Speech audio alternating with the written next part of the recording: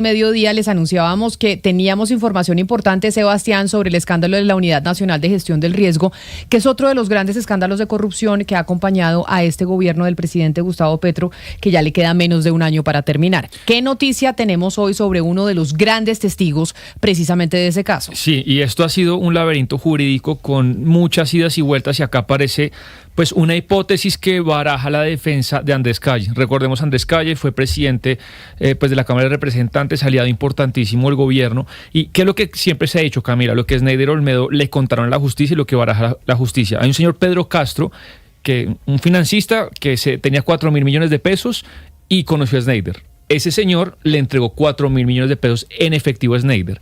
¿Qué hizo Sneider? Viajó hasta Córdoba, le entregó 1.000 millones a Andrés Calle y el resto se los dio a Sandra Ortiz, y Sandra Ortiz se los habría entregado a Iván Name. Esas son las dos coimas por las que hoy Iván Name y Andrés Calle pagan cárcel y van a enfrentar juicio próximamente en la Sala de Instrucción de la Corte Suprema.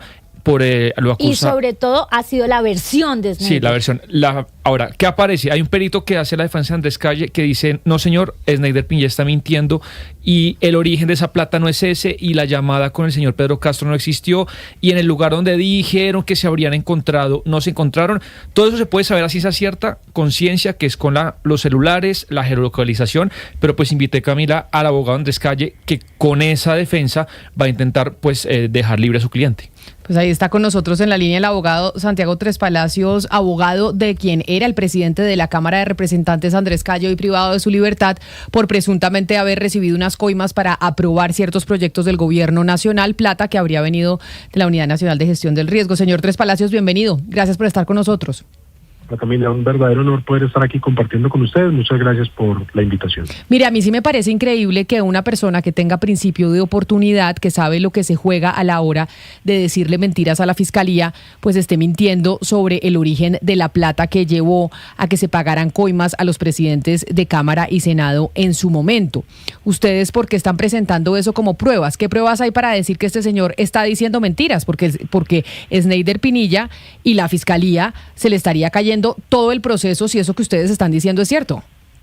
Bueno, lo primero es que, en nuestra opinión, todo lo que dice el señor Sneider respecto a Andrés Calle es mentira. Y además no tiene ningún dato de verificación de su propio testimonio. No solamente lo que ha trascendido ahí a través de los medios de las celdas, que demostrarían que no están ubicados en el mismo lugar, o también la información financiera del supuesto prestamista, sino que cuando usted analiza la historia del supuesto soborno a Andrés Calle, hay varios asuntos que no cuadran. Yo se los podría sintetizar. El primero, Andrés Calle ya venía apoyando todas las reformas del Congreso. Como presidente de la Cámara de Representantes estaba apoyando todos los proyectos de Petro, porque además era un parlamentario cercano al señor presidente de la República, y por lo tanto ese sería el soborno más raro en la historia de la humanidad, porque es un soborno para seguir haciendo lo que ya venía haciendo y lo que hizo sin ninguna contraprestación.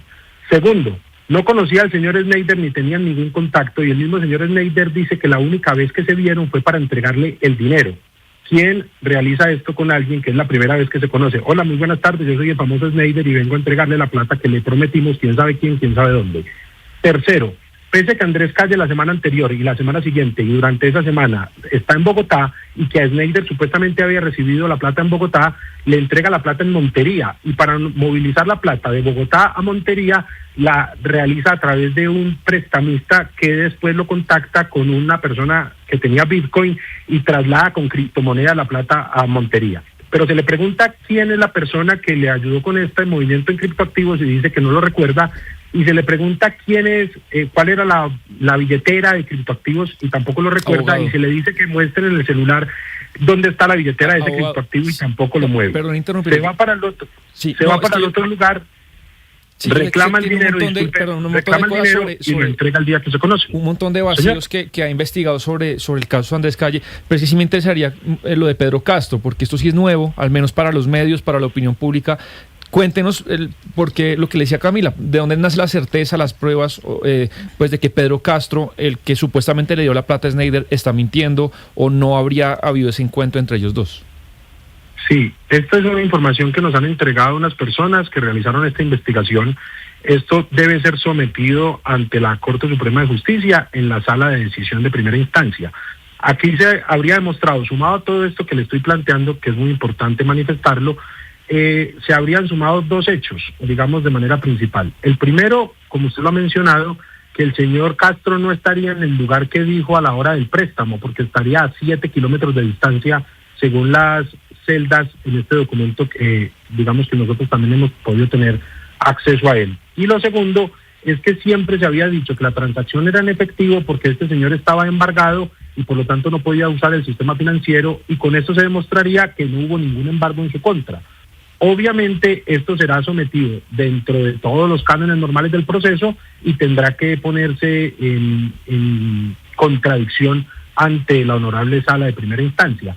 Pero lo que nosotros le estamos afirmando es, respecto al soborno a Andrés Calle, es totalmente falso, no hay elementos de corroboración, es un hecho inexistente y puede tratarse, en nuestra opinión, de una retaliación porque Andrés Calle habría citado un debate de control político al señor Olmedo en tiempo récord, y casualmente posterior a ello es que lo incluye en esta matriz de colaboración en su contra. O sea, doctor Tres Palacios, para recapitular, por un lado, lo que usted como defensa del expresidente de la Cámara, Andrés Calle, está diciendo es que Sneider Pinilla mintió sobre el origen del dinero que le habrían entregado a Andrés Calle, eso por un lado, y de otro lado, que no hubo tal entrega a Andrés Calle.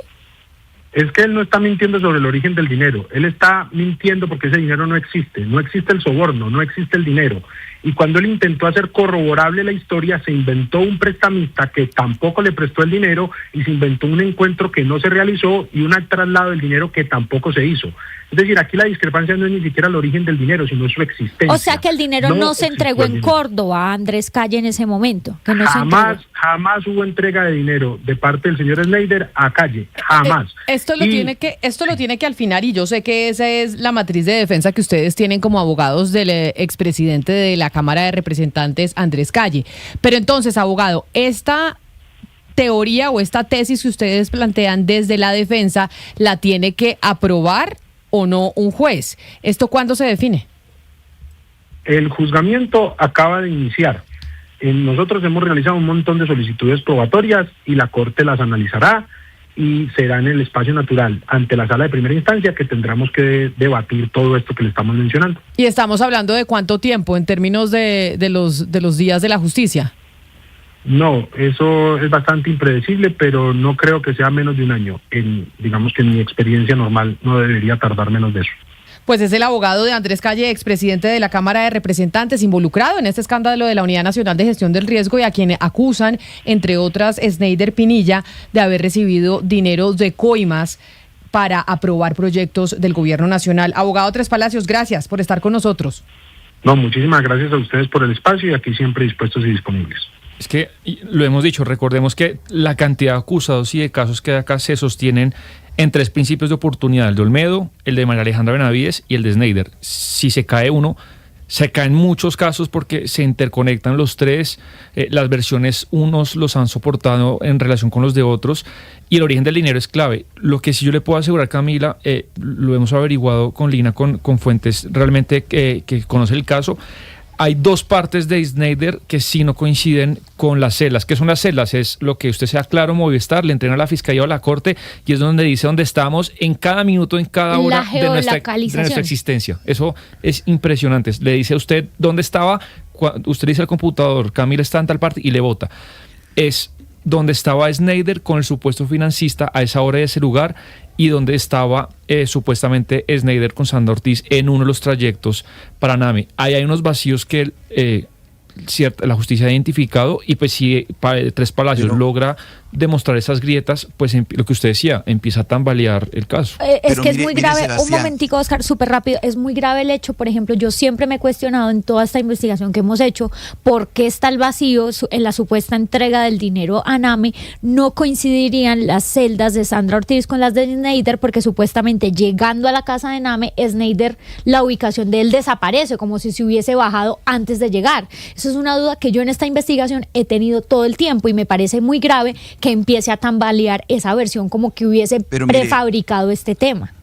Es que aquí lo que parece absurdo es que va a terminar siendo la palabra de Sneider contra la palabra del señor Calle. Una investigación de este nivel, de este calado, no puede estar soportada en la palabra de uno contra la palabra del otro. Por supuesto que ahí tiene que haber unos elementos probatorios muy sólidos, pero me refiero al argumento del abogado Tres Palacios, que es el argumento de todos los abogados defensores en estos casos, la afinidad política de la persona que está de su apoderado con el gobierno de turno. Pasó en el 8000, pasa en todos los procesos. Yo, ¿por qué siendo congresista voy a votar, voy a pedir plata si soy amigo del gobierno y siempre lo he respaldado? Es que resulta que en estos casos muchas veces lo que ocurre es que la plata la necesitan para otras cosas, entre otras cosas para temas electorales. Inclusive en el caso del doctor Iván Name, se dice, ahí está en la parte de probatoria, en todo el proceso de juicio, que esa plata la necesitaba para financiarle la campaña a su hija, en el caso del Consejo de Bogotá. Es decir, la afinidad política no siempre es el argumento más sólido y más creíble para decirle a los políticos que por qué voy a pedir sobornos y coimas si yo soy amigo del gobierno y le he votado todas las iniciativas. Ese argumento no es la primera vez que lo sacan a relucir, lo ha sacado a relucir en todos los escándalos donde han estado involucrados los congresistas. Pero, y en además, el 8000, Oscar, en la parapolítica y demás. Porque sí sería, pues mejor dicho, ya la tapa del bandidaje, usted en un principio de oportunidad estar mintiendo sobre el origen de los dineros. O sea, eso sí ya sería como... Pero es que además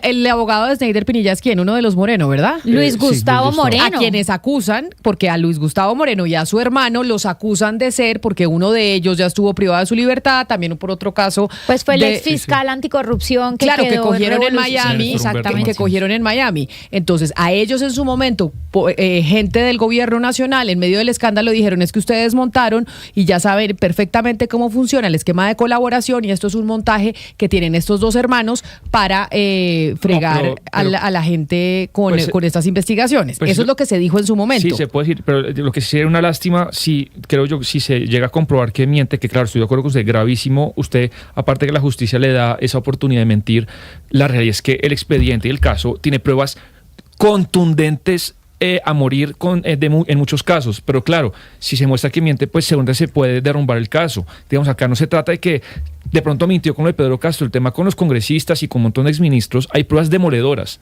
Entonces, pues sí, que se caiga el caso porque se mienta el origen del dinero, pues que además sí es una de las cosas, pues es la nuez del tema, porque a la final pues el dinero habría sido la coima. Lo que yo sí creo aquí es que no solamente, como dijo Oscar, es la palabra de Sneider contra la palabra de Andrés Calle. Aquí va a ser un tema de las pruebas que tenga Sneider y las pruebas que tenga Andrés Calle para revisar precisamente cuál es la verdad del caso. Y aquí vuelve y juega un personaje muy importante, que siempre lo hemos dicho que es la rueda que le falta, digamos, al carro, y es Sandra Ortiz, que es clave para entender también qué fue lo que pasó, porque ella habría sido, por ejemplo, la mensajera que llevó el dinero, que habría llevado el dinero precisamente al que fue presidente del Senado, Iván Name. Así que creo que ese testimonio de ella y las pruebas que puede aportar van a ser también decisivas.